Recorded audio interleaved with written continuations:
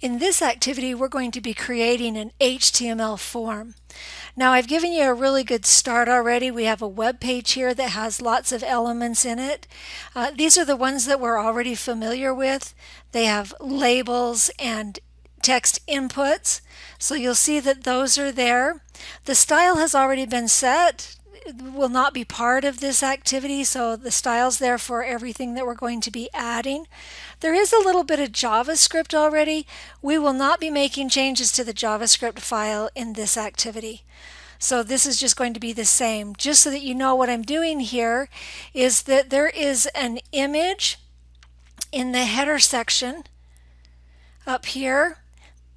And this image works good for the mobile device, but I have the JavaScript set to change it to a different image when it gets greater than 768. So I'm doing this with JavaScript. We've done this before with CSS, but that's when it was a background image.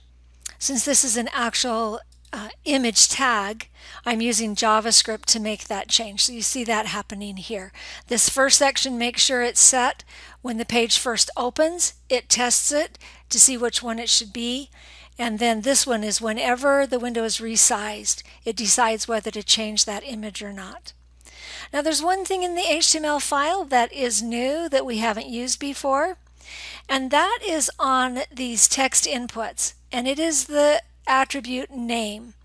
Now what name does is it creates a variable that can be submitted with a form.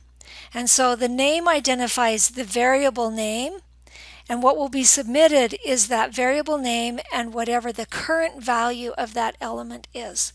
So we'll be using that extensively because when we create a form, we want to be able to submit any of the values that have been entered. So let's get started.